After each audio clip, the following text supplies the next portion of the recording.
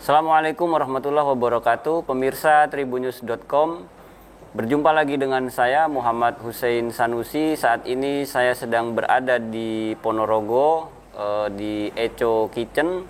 Telah hadir bersama saya Ibu Lisdiarita, atau yang biasa dipanggil Bunda Rita. Beliau ini adalah calon wakil bupati Kabupaten Ponorogo, Jawa Timur.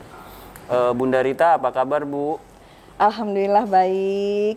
Terima kasih teman-teman, mas-mas dari Tribun. Ini ngajak ngobrol santai, nggih? Ngobrol sambil minum-minum cemilan. Cemilan, ya. Bunda, ini kan Bunda sekarang kegiatannya sangat luar biasa padat, sering keluar masuk kampung, mulai dari kota ke desa ke pelosok-pelosok. Karena Bunda sekarang sedang menjadi calon wakil bupati Ponorogo. Sebelum ngobrol lebih jauh lagi, apa sebenarnya yang melatar belakangi Bunda Rita terjun ke dunia politik dan mencalonkan diri sebagai calon wakil bupati Kabupaten Ponorogo?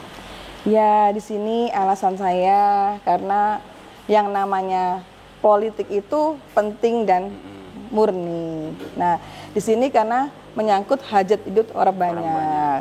Ya otomatis saya akhirnya tergerak. Satu sisi memang dasarnya itu ya ibu saya juga berkecimpung dalam dunia politik. Beliau adalah dulu Dewan 4 periode.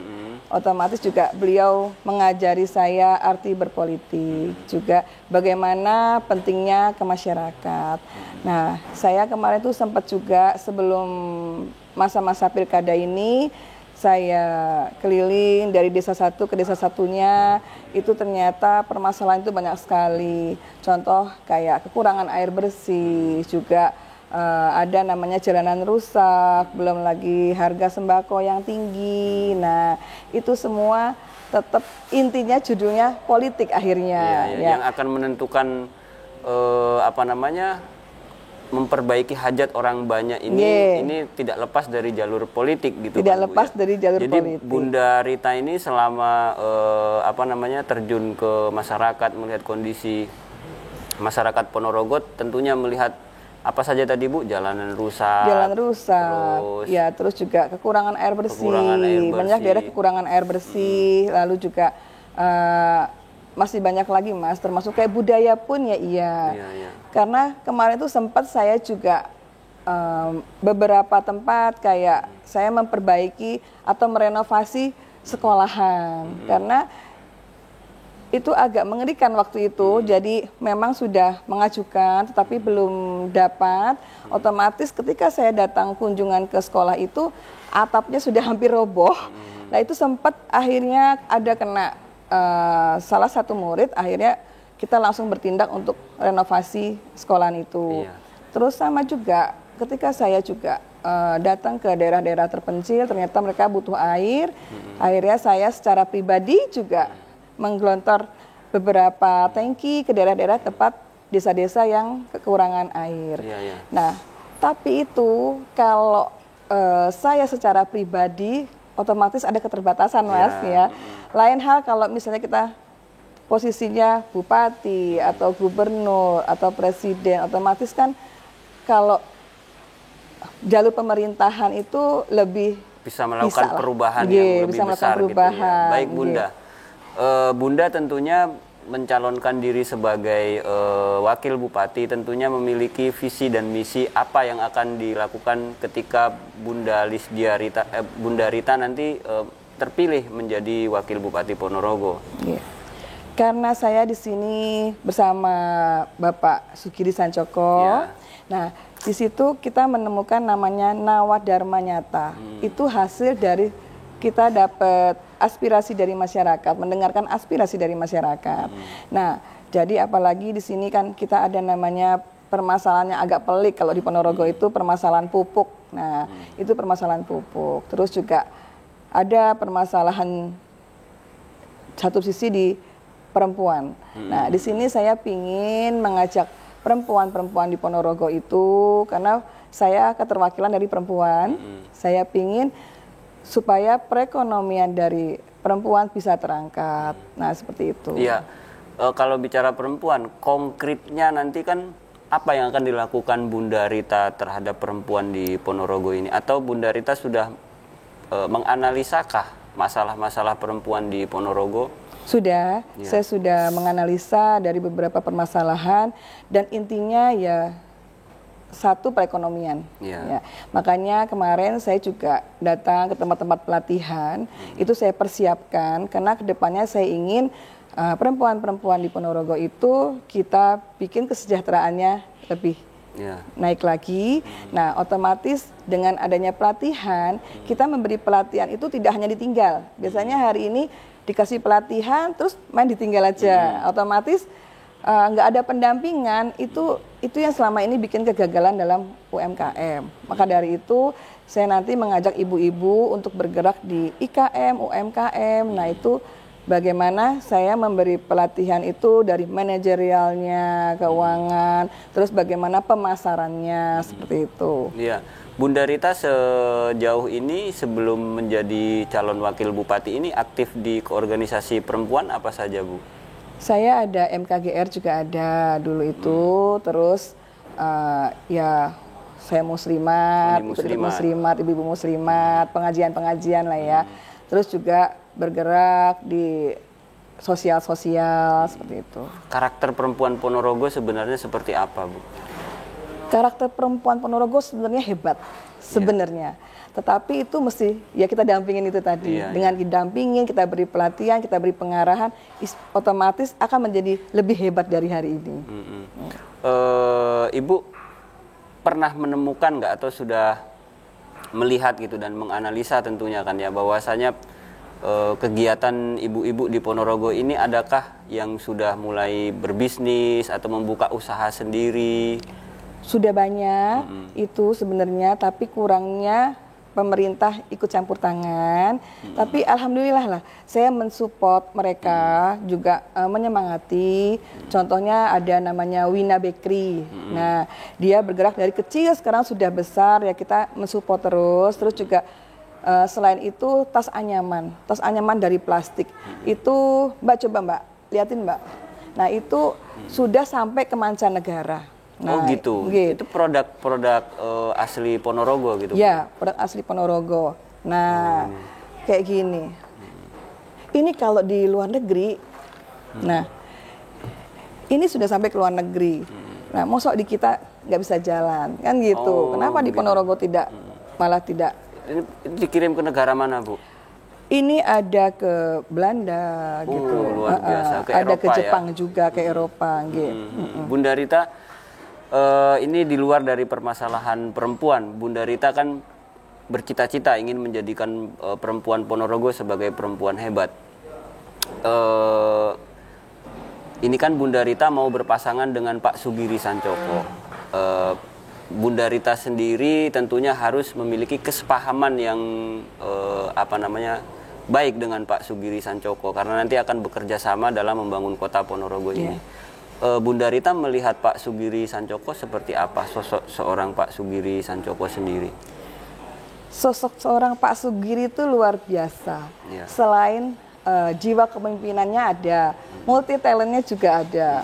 Jadi dari seni budayanya juga oke, terus dari kepiawaiannya dalam memanage sesuatu juga luar biasa, juga mumpuni lah Mas. Gitu. Ya. Artinya nanti ini akan saling melengkapi Pak Sugiri Sancoko dengan pengalamannya beliau, Bunda Rita juga dengan pengalamannya Bunda Rita. Yeah. Nah, berbicara tentang pengalaman Bunda Rita sendiri, Bunda Rita ini kan seorang pengusaha.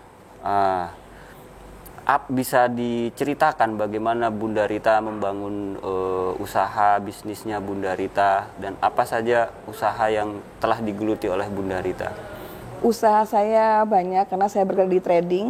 Nah, jadi dulu itu sempat saya ada yang namanya tour and travel. Nah, terus juga saya beberapa restoran. Terus saya juga ada pemotongan daging sapi. Juga ada juga saya bergerak di tambang gitu. Banyak macam ya Mas. Iya. Karena trading. Artinya ini akan akan memperkuat dengan pengalaman ekonomi yang sudah sudah dimiliki oleh Bunda Rita itu diharapkan bisa meningkatkan kesejahteraan warga Ponorogo sendiri. Insya Allah. Gitu kan Bu ya? Iya. Dan saya pun sempat juga kemarin itu ketertarikan saya selain pariwisata, selain juga perekonomian, saya sempat juga ingin menggerakkan bagaimana perempuan di Ponorogo juga aktif dalam seni budaya. Nah, waktu itu juga saya sempat mensupport Jarantik. Nah, itu Jarantik itu sempat perempuan hebat. Saya suruh membuat suatu kumpulan itu bisa angkat barongan gitu. Karena begitu. barongan itu nggak main-main. Iya. Beratnya itu ada yang 30 sampai 40-an. 30 kilo. 30 kilo Nah, yang angkat perempuan. Kebayang ya, kita ngangkat reok pakai gigi. Saya aja ngebayanginnya ngilu Mas gigi saya. Iya. Iya. Bunda, ini kembali lagi ke hal yang serius lagi. Bunda Rita tentunya masyarakat Ponorogo tentunya memiliki harapan yang sangat besar bahwasanya Pak Sugiri Sancoko dan Bunda Rita melakukan perubahan gitu kan ya. Salah satu yang diinginkan, saya mendengar bahwasanya Pak Sugiri Sancoko dan Bunda Rita ini akan disumpah untuk memenuhi janji-janjinya seperti itu. Nah, salah satu yang saya lihat atau saya baca di sumpah tersebut bahwasanya tidak akan korupsi. Nah, itu Bunda Rita sendiri gimana Bu melihat itu?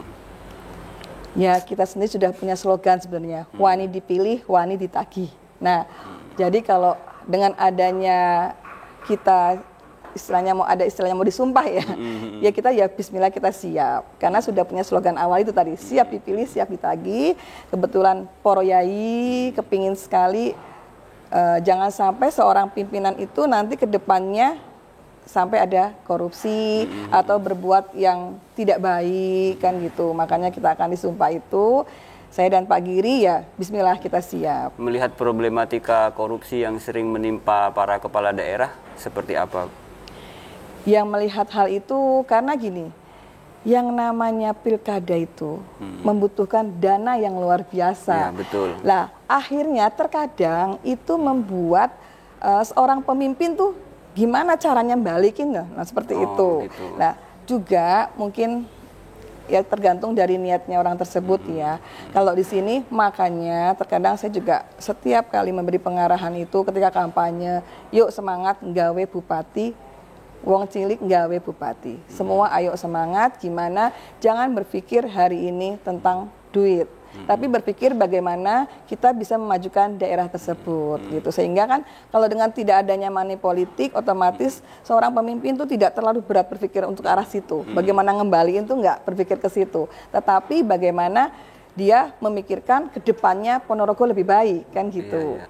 Saya kemarin sempat membaca ini Bu, membaca media sosial di grup media sosial warga Ponorogo itu sudah sangat ramai akan money politik dalam pilkada ini nanti. Iya. Sikap Bunda Rita dengan Pak Sugiri Sancoko terhadap money politik itu seperti apa? Kalau menurut saya, ayolah semua masyarakat belajar untuk berpikir tidak ke arah yang namanya money politik, tidak mengarah kepada asal ada amplope. Sekarang hari ini bagaimana kita berpikir ke depannya Ponorogo itu bisa berubah menjadi Ponorogo yang hebat.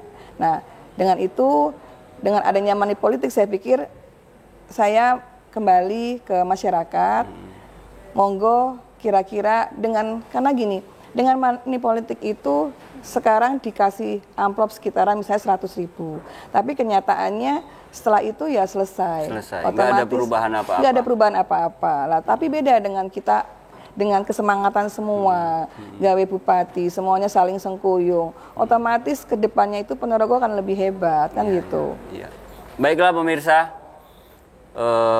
bincang-bincang saya dengan Bunda Lisdia Rita. Mungkin Bunda Rita ada yang ingin disampaikan ke masyarakat Ponorogo sebelum kita mengakhiri wawancara?